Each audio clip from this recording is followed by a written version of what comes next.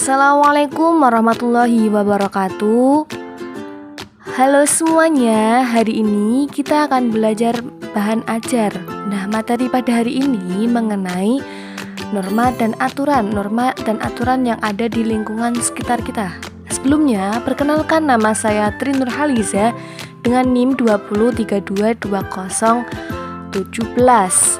Nah, sebelum pembelajaran hari ini kita mulai, saya akan menyampaikan pengantar dan tujuan pembelajaran dari pembelajaran hari ini. Nah, pengantarnya itu ada norma itu dapat kita temukan di mana saja, baik di rumah, di sekolah maupun di lingkungan masyarakat atau di masyarakat. Nah, apakah yang kamu ketahui tentang norma dan aturan? Apa saja macam-macam norma dan aturan? Mari kita pelajari bersama. Nah, yang kedua saya akan menyampaikan tujuan pembelajaran. Nah, yang pertama itu mengenalkan macam-macam norma yang ada di lingkungan sekitar dan macam-macam aturan. Yang kedua, menjelaskan macam-macam norma dan aturan. Yang ketiga, memahami fungsi norma dan aturan yang ada di lingkungan masyarakat. Nah, apa kalian tahu apa itu norma? Dan lalu, apa itu aturan? Mari kita bahas bersama-sama dan kita akan belajar bersama-sama. Nah, yang pertama itu ada pengertian norma. Nah, menurut Kamus Besar Bahasa Indonesia atau KBBI, norma itu adalah aturan atau ketentuan yang mengikat warga kelompok dalam masyarakat. Norma itu biasanya berlaku di lingkungan sekolah, rumah, dan lingkungan sekitar. Norma itu tidak dalam bentuk tertulis, namun masyarakat itu harus menaati norma-norma yang berlaku di lingkungan masyarakat itu. Nah, yang kedua itu ada pengertian aturan. Aturan sendiri itu adalah suatu pedoman agar manusia dapat hidup secara tertib dan teratur. Karena jika tidak ada peraturan, maka antar manusia itu dalam kehidupan bermasyarakat bisa bertindak sewenang-wenang tanpa kendali dan sulit untuk diatur. Jadi itu ada sewenang-wenang dari diri sendirinya. Nah, materi yang selanjutnya itu ada macam-macam norma. Yang pertama itu ada norma agama. Norma agama itu merupakan sekumpulan peraturan hidup manusia yang berasal dari Tuhan. Contoh, norma agama yang paling umum ialah beribadah sesuai kepercayaan dan agamanya. Itu merupakan norma agama, jadi berkaitan dengan beribadah. Yang kedua, ada norma kesusilaan. Norma kesusilaan sendiri muncul dari hati nurani manusia ketika melakukan suatu hal. Nah, jika masyarakat melakukan pelanggaran, maka akan ada sanksi sosial atau hukuman sosial seperti dikucilkan atau muncul rasa penyesalan. Contoh dari norma kesusilaan yaitu selalu jujur dan memperlakukan makhluk hidup dengan baik. Materi yang selanjutnya itu ada norma kesopanan. Yang ketiga itu ada norma kesopanan. Secara umum, norma kesopanan akan muncul di masyarakat atau komunitas. Norma kesopanan merupakan aturan-aturan yang memfokuskan kepada perbuatan seseorang dalam menjaga sopan santun. Contoh dari norma kesopanan yang paling umum adalah menghargai seseorang ketika berbicara dan hormat kepada orang yang lebih tua. Jadi itu termasuk ke dalam norma kesopanan. Harus menghormati seseorang yang lebih tua dari kita. Nah, norma yang selanjutnya itu ada yang keempat ada norma hukum. Norma hukum itu merupakan aturan mengenai tingkah laku manusia pada kehidupan sehari-hari ya. Nah, norma hukum itu berisi larangan dan perintah. Nah, jika kita tidak menaatinya, maka itu bisa terkena sanksi atau hukuman. Tujuan dari norma hukum itu adalah terciptanya rasa aman, keadilan, ketertiban, dan keteraturan bermasyarakat.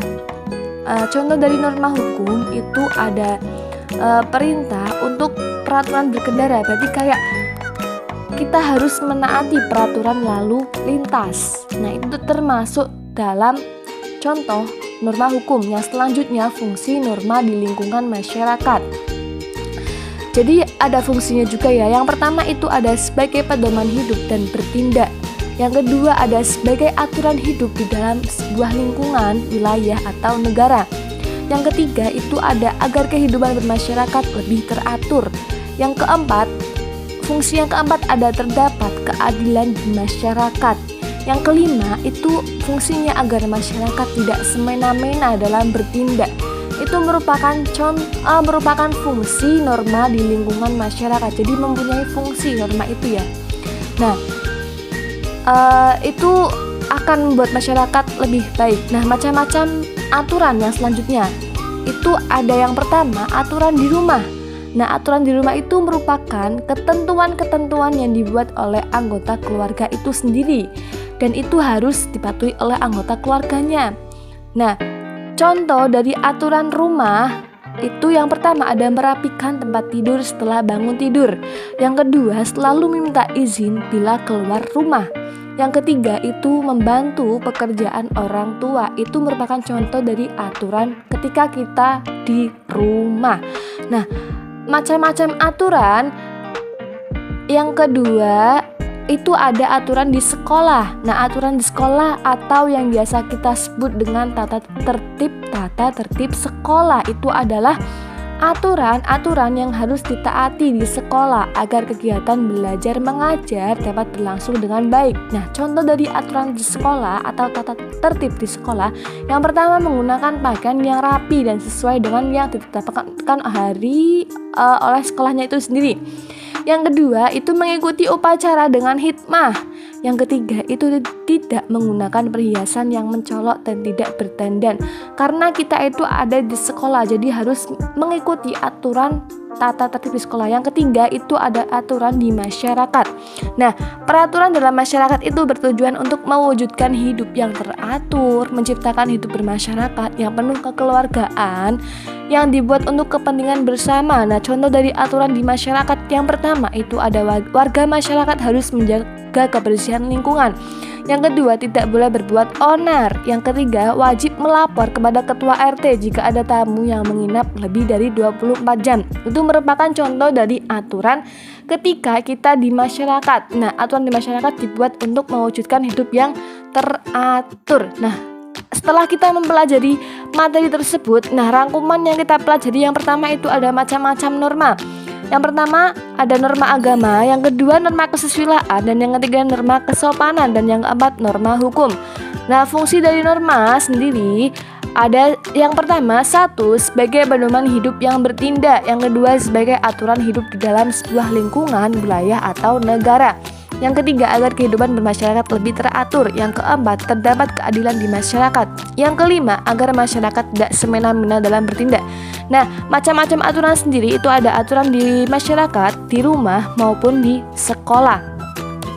Setelah kita mempelajari rangkuman tersebut, saya ada juga rangkuman tersebut digunakan untuk kalian sendiri.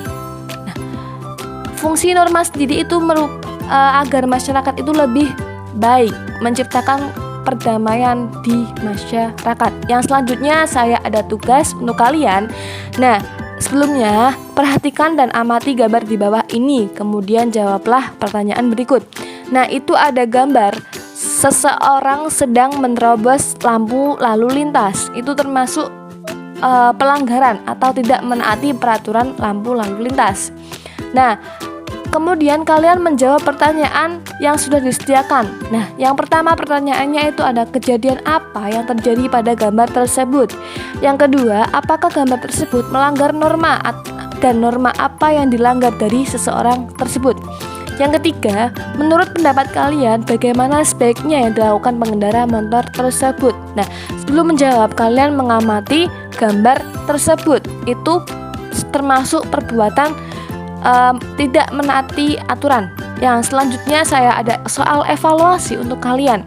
Soal evaluasi yang pertama, nomor 1, aturan atau ketentuan yang mengikat warga kelompok dalam masyarakat disebut apa? Itu ada di bahan bacaan. Yang kedua, norma yang memberi sanksi berupa denda dan penjara adalah itu apa? Nah, itu dijawab kalian sendiri.